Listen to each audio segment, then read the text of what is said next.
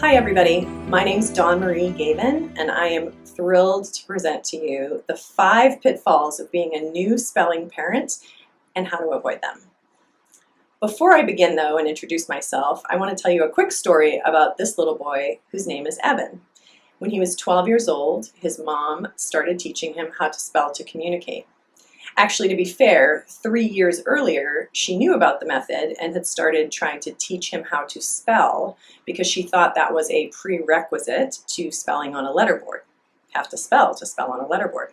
She did not understand apraxia, she did not understand the brain-body disconnect, and she was going it alone, reading everything she could read and trying to figure it out on her own.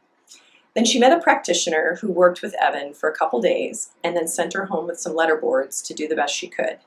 And for the next 6 months, every time she pulled out the letterboards, when she could squeeze in time to work on the skill acquisition, Evan would spell 1 or 2 words, and he would then slide out of his chair and lay face down on the floor. Sometimes moaning and groaning, sometimes tantruming, sometimes totally silently, just sort of squatter's rights, civil disobedience, laying on the floor, refusing to participate. Mom would try to stay calm. She'd eventually just pack up the stuff, start to put it away. He would immediately sit up. He'd sign more. He'd sit down in the chair next to her, pick up the pencil, and give her the board. So they'd start again, and then 2 words into it, he'd slide out of the chair and lay on the floor, and it would start over and over and over again.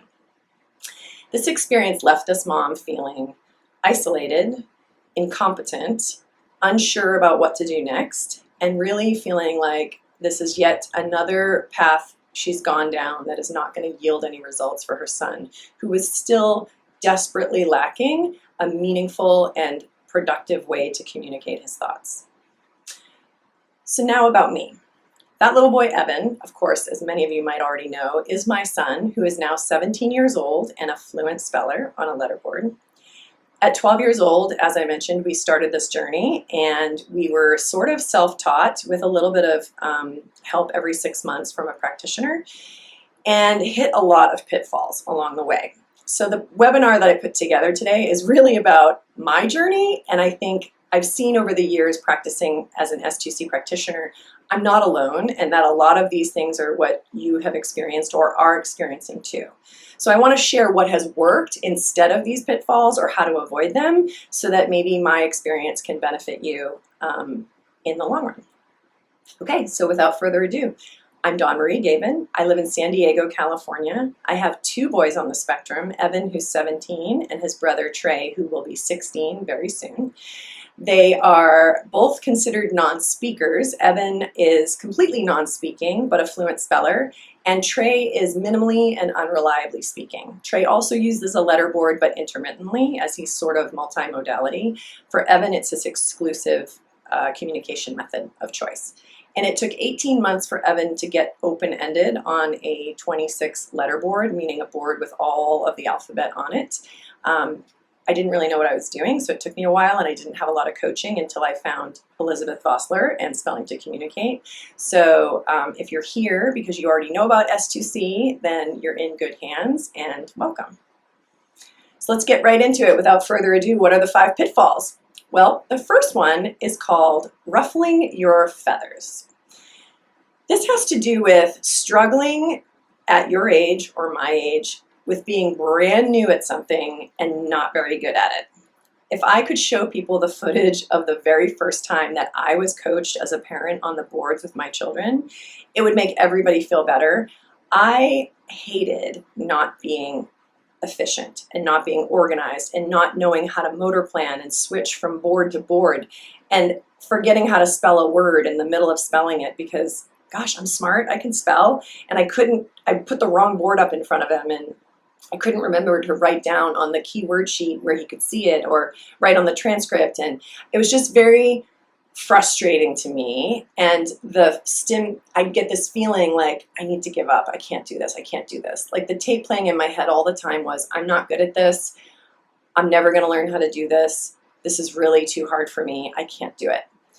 And what I know now is that having a growth mindset if you're not familiar with the work of Carol Dweck, the Stanford-based researcher, I highly recommend her stuff, whether you listen to her book on an audiobook or read some of the research, because there's 30 years of research on this.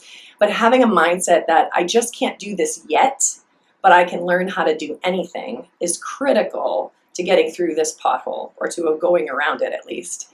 And modeling that mindset for your son or your daughter or your loved one, if you're not a parent but you're a caregiver and this is the same situation you find yourself in, is also important. Because, by the way, they are doing a really hard thing. They are learning to control their body by using their brain, which is called praxis. And that's hard for them. So we need to model in that beginning stage that, yep, we're just not good at this yet, but we're learning together. So that's the first pitfall. The second pitfall is a phrase that someone said to me once upon a time, that you just can't feather their nest. Like, there comes a point in parenting, of course, when the baby is born, right? It's all about feathering their nest and making sure all their needs are taken care of. And then if they develop autism, or always had autism, but they develop autism and suddenly they can't communicate efficiently, you continue feathering their nest long after an age when they would have been defiantly asserting their own autonomy and authority, like, no, me do, and taking the reins themselves.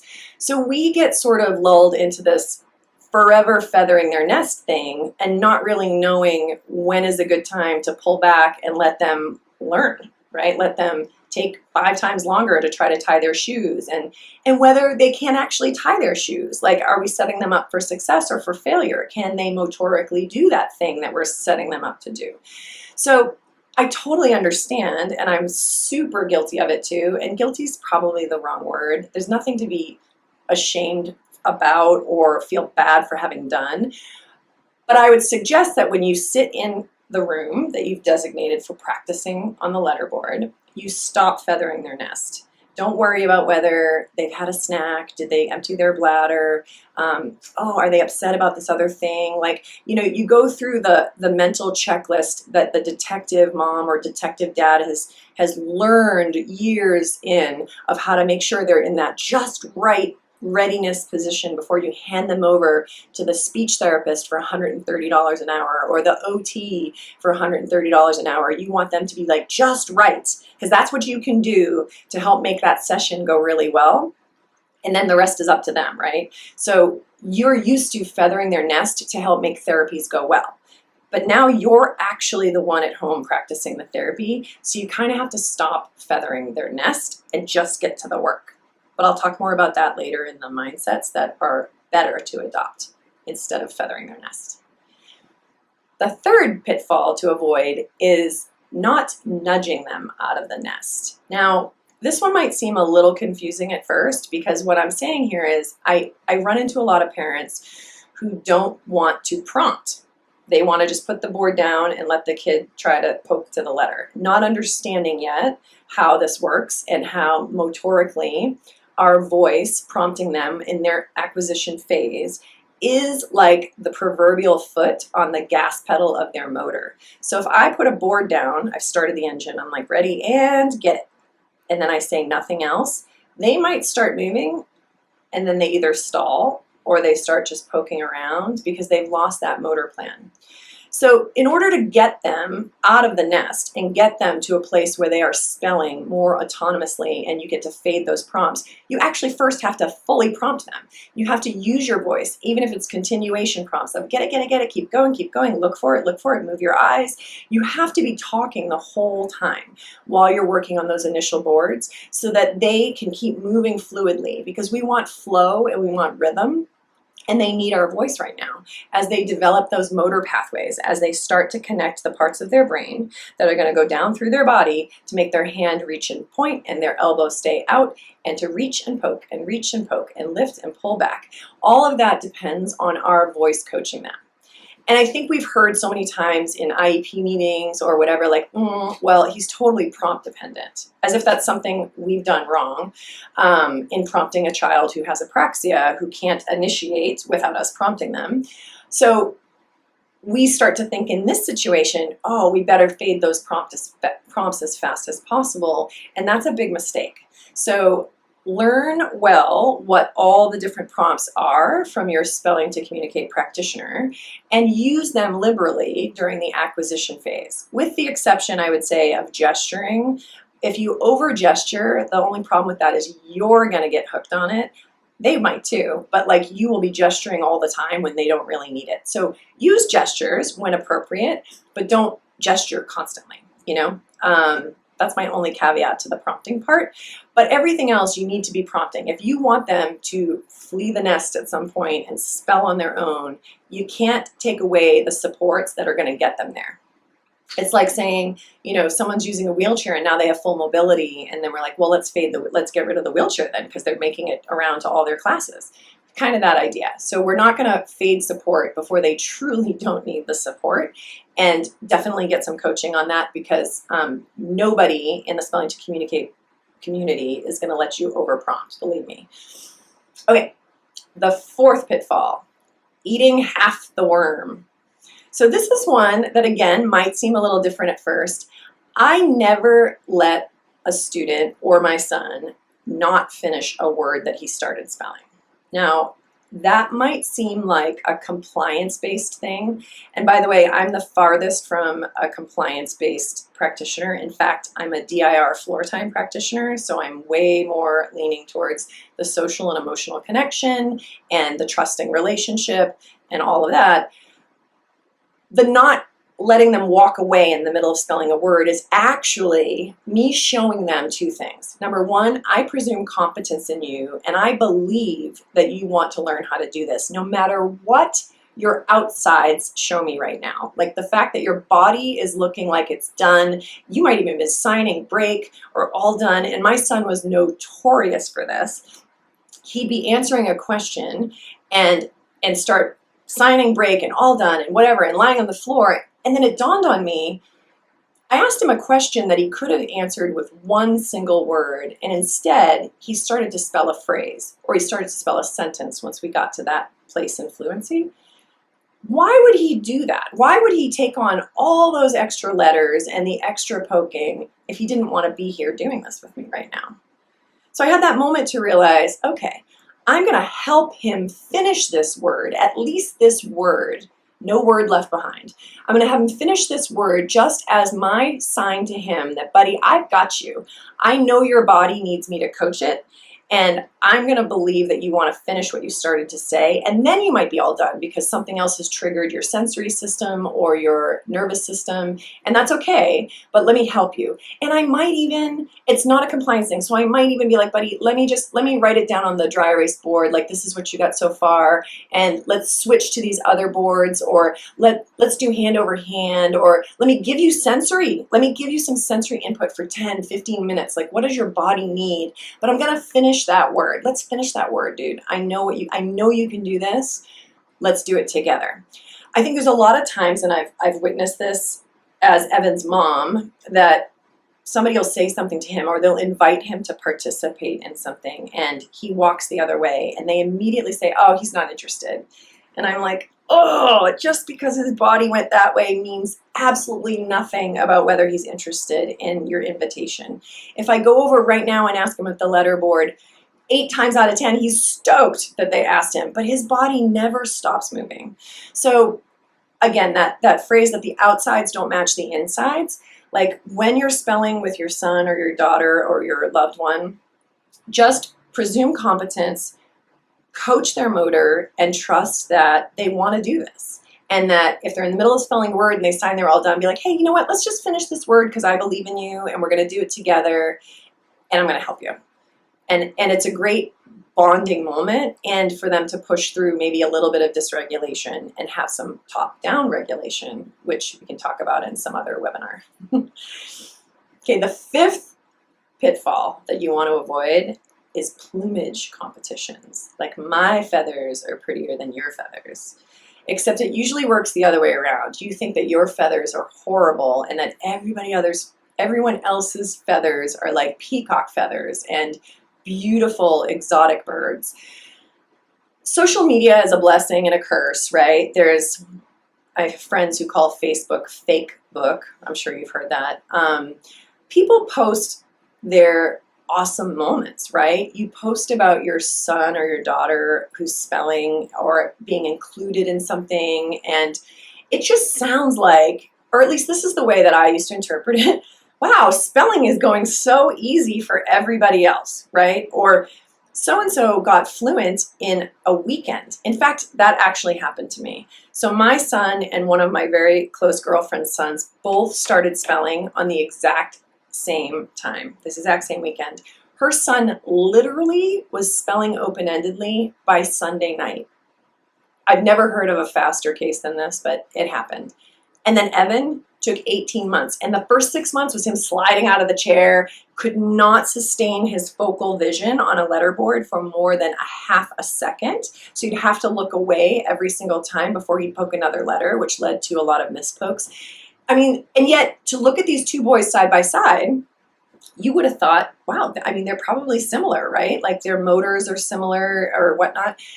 And it just didn't turn out that way at all. So I started always feeling like I'm doing something wrong. This isn't working for me. This isn't going to work for him. This is a waste of time. I don't want to chase another elusive white rabbit and end up with nothing at the end. Like, I'm tired, I'm tired. He was 12 years old.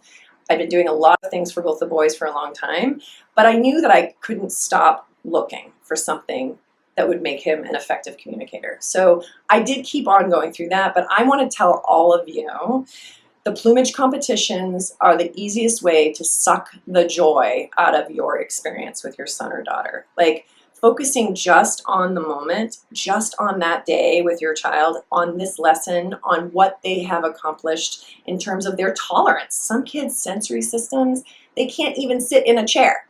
So you might spend a year spelling around a room, standing up, spelling, poking.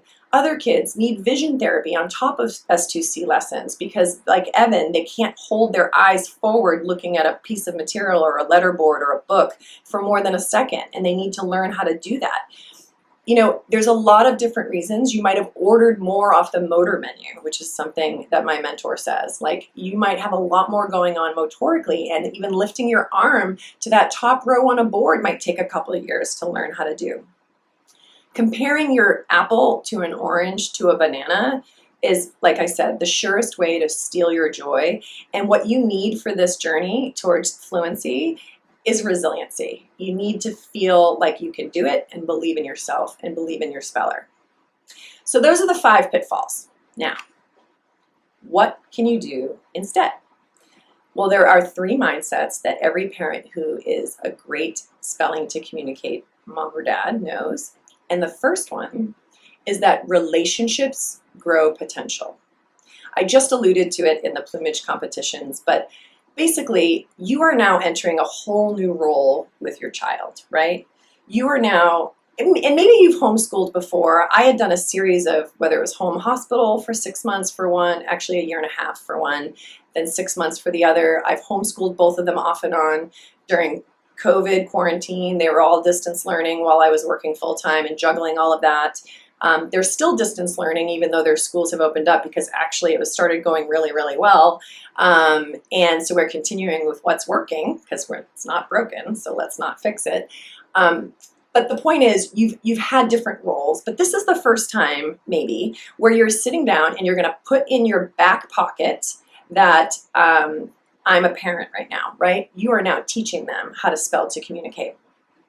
When you establish this relationship that I've got you, no matter where you go on this letterboard, like, this is one of the secret ingredients to getting fluent with your speller, is that you grow together. You grow together in this learning of how to manipulate the boards and how to read through the lessons and how to build up your tolerance for how long you can both sit and do this work, how long you can not look at your phone or think about work or do something else.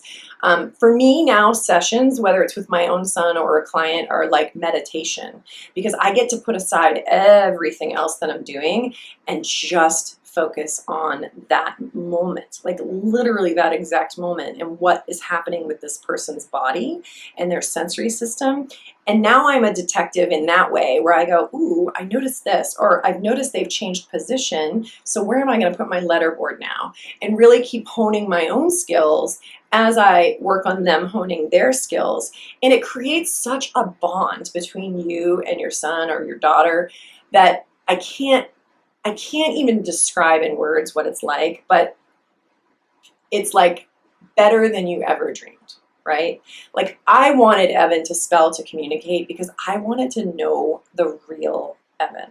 You know, I knew the medical Evan, like I knew what his body did when I gave him this supplement or he was on this diet.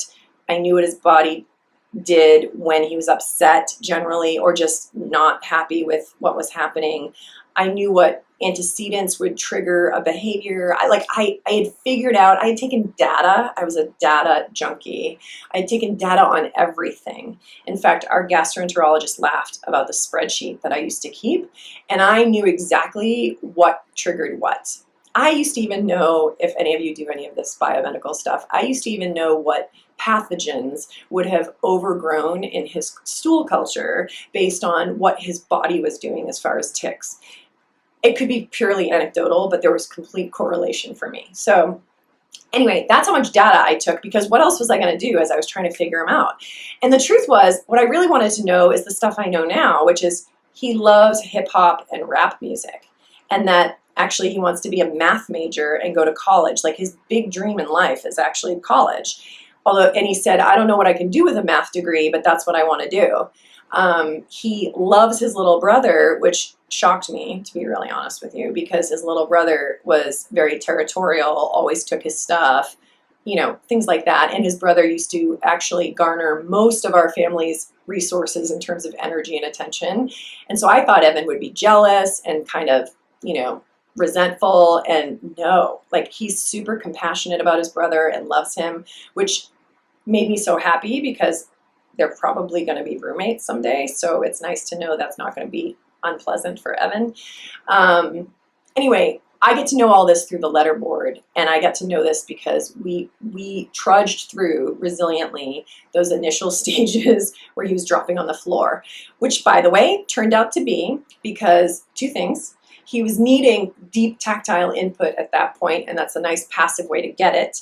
Secondly, his vision, his peripheral vision and his focal vision were not integrated. So for Evan, as soon as he started looking at the letterboard, his peripheral vision would shut off versus stay integrated, and he'd start to lose where his body was in space. And so laying on the floor would actually ground his system, and then he'd get back up and be ready to go again. So here I was initially assuming he's being non-compliant, quote unquote, although that's not a word that I typically use, but doesn't want to do this. He's being difficult. He's just trying to get a rise out of me. And it was 100% related to his sensory motor differences. And the mistake and the damage I would have done, I mean, I did do it a couple of times where one time I literally looked at him and was like, Evan, I am your only hope. And I didn't say it that calmly. I'm like, get up. Because I'd been working so hard to carve out these windows to spell with him. And here it was because he was doing the very best that he could for his body. So this first mindset, know that the relationship you're cultivating is what's going to grow their potential as a speller.